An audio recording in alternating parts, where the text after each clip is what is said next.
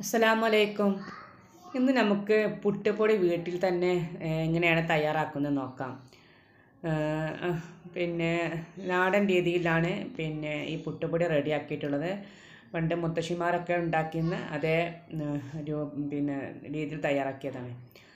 അതിന് വേണ്ടിയിട്ട് നമുക്ക് പച്ചരിയാണ് വേണ്ടത്. ഞാൻ പച്ചരി ഒരു 5 മണിക്കൂർ വെള്ളത്തിലിട്ട് കുതിർത്തതിന് ശേഷം ഒരു പാത്രത്തിലേക്ക് നല്ല കഴുകി വാരി വെച്ചതാണ്. ഇതുപോലെ ഓട്ടയുള്ള പാത്രത്തിൽ വാരി വെക്കുക. എന്നിട്ട് ഇതുപോലത്തെ ഉരലിലേക്ക് കുറേശ്ശെ ഇട്ട് കൊടുക്കുക.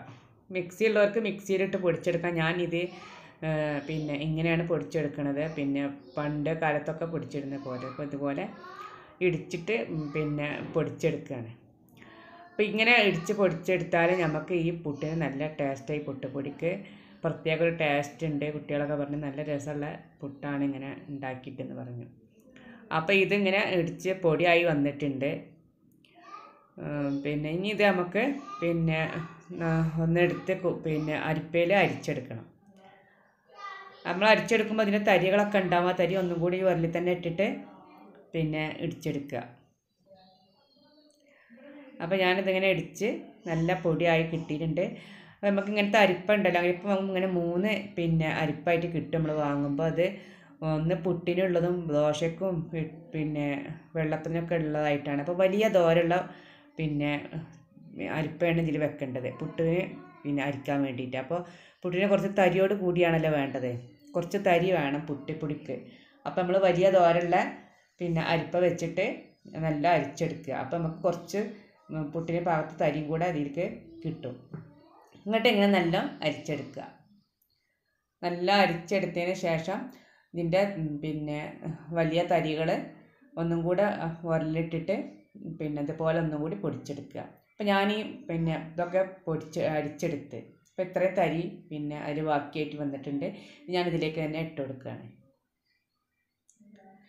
ഞാൻ ഒന്നും കൂടെ ഇതുപോലെ ഇടിച്ച് പൊടിയാക്കി എടുത്ത് അപ്പോൾ ഇനിയും ഇതുപോലെ തന്നെ നമുക്ക് അതിൽ തന്നെ ഇട്ടത് ഒന്നുകൂടി അരിച്ചെടുക്കാം.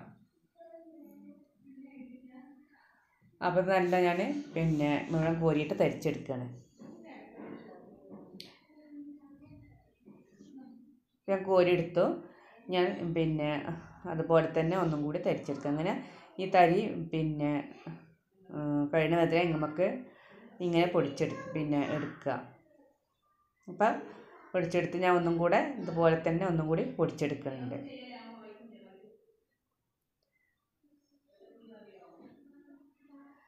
അങ്ങനെ ഞാൻ ഒന്നും കൂടെ അരിച്ച് പൊടിച്ചെടുത്ത് പിന്നെയും അരിച്ച് വെച്ച് മാറ്റി. അപ്പോൾ ഇത്ര തരി ബാക്കിയുണ്ട്. എനിക്ക് ഇത്ര പൊടി മതി ഒരു ദിവസത്തേക്ക്. അപ്പോൾ ഞാൻ തരി വേറെ പാത്രത്തിലേക്ക് മാറ്റി വെക്കുകയാണ് ഇനി. അപ്പോൾ ഇത്രയും പൊടി എനിക്ക് കിട്ടിയിട്ടുണ്ട്.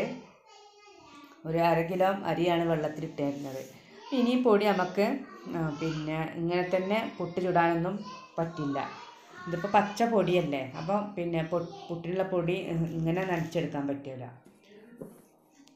ഈ തരി ഞാൻ വേറെ ഇത്രയും തരി ഉണ്ടത് വേറെ നമുക്ക് കളിയൊന്നും വേണ്ട. അത് എടുത്ത് വെക്കാതെ നമ്മൾ ഇഡ്ഡലിക്കോ ദോശക്കൊക്കെ അരി ആട്ടുമ്പോൾ അതിലേക്കൂടെ ആട്ടിയാൽ മതി.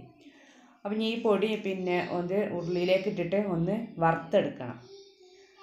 പച്ച പൊടി കൊണ്ട് പുട്ടുപൊടി നനച്ച് പുട്ട് കിട്ടാൻ ശരിയാവില്ല. അപ്പം ഒന്ന് വറുത്തതിന് ശേഷമാണ് നമുക്കിത് പുട്ട് ചുടാൻ ഉണ്ടാക്കാൻ വേണ്ടിയിട്ട് പറ്റുള്ളൂ. അപ്പോൾ ഞാൻ ഈ ഉരുളിയിലിട്ടിട്ട് നല്ല ഒന്ന് വറുത്തെടുക്കണം. അപ്പോൾ നമ്മൾ വറുത്തെടുക്കുമ്പോൾ നല്ല ഇളക്കി കൊടുക്കണം. എല്ലാ ഭാഗത്തേക്കും നല്ല ഇളക്കാൻ വേണ്ടി കൈ വെക്കാതെ നല്ല ഇളക്കി കൊടുക്കണം. പൊടി കരിഞ്ഞു പോകും. അപ്പോൾ അടി കട്ടിയുള്ള പാത്രമാകുമ്പോൾ നമുക്ക് നല്ല ചൂടായതിന് ശേഷം ഒന്ന്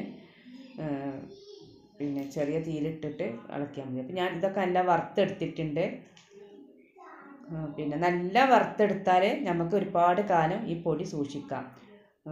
ഞാൻ എനിക്കിത് നാളെ തന്നെ എടുക്കാനുള്ളതായതുകൊണ്ട് അധികം വറവ് ഞാൻ ആക്കിയില്ല. പുട്ട് ചുടാനുള്ള പാകത്തിനുള്ള വറവ് ആയപ്പോൾ ഞാൻ ഇറക്കി വെച്ചതാണ്. എന്നാലും ഈ പൊടി ഈ വറവിലായാലും ഒരാഴ്ചക്ക് വരെ ഇത് നിൽക്കും. അപ്പോൾ നമ്മളെ പുട്ടുപൊടി ഇങ്ങനെയാണ് നമ്മൾ പുട്ടുപൊടി റെഡിയാക്കിയത്. പഴയ രീതിയിലുള്ള മുത്തശ്ശിമാരൊക്കെ ഉണ്ടാക്കുന്ന അതേ രീതിയിലുള്ള പുട്ടുപൊടിയാണ് നമ്മൾ റെഡിയാക്കിയിട്ടുള്ളത്. അപ്പോൾ ഇതുപോലെ പിന്നെ എല്ലാവരും ഉണ്ടാക്കി നോക്കുക. നിങ്ങൾക്ക് വീഡിയോ ഇഷ്ടപ്പെട്ടിട്ടുണ്ടെങ്കിൽ ലൈക്ക് ചെയ്യുക, ഷെയർ ചെയ്യുക, കമൻറ്റ് ചെയ്യുക. നിങ്ങളെ ഫ്രണ്ട്സുകൾക്കും ഫാമിലികൾക്കൊക്കെ ഒന്ന് ഷെയർ ചെയ്തിട്ട് സപ്പോർട്ട് ചെയ്യുക. എൻ്റെ ചാനൽ നിങ്ങൾ പിന്നെ ആദ്യമായിട്ട് കാണുകയാണെങ്കിൽ ഒന്ന് സബ്സ്ക്രൈബ് ചെയ്തിട്ട് പിന്നെ സപ്പോർട്ട് ചെയ്യാൻ. പിന്നെ അതിൻ്റെ തൊട്ടടുത്തൊരു ബെല്ലേക്കും കാണും, അതുകൂടെ ഒന്ന് പ്രസ് ചെയ്യുക. പിന്നെ ഇനിയും പിന്നെ ഇതുപോലത്തെ പുതിയ പുതിയ വീഡിയോകളുമായിട്ട് നമുക്ക് വീണ്ടും കാണാം. അതുവരേക്കും അസ്സലാമു അലൈക്കും.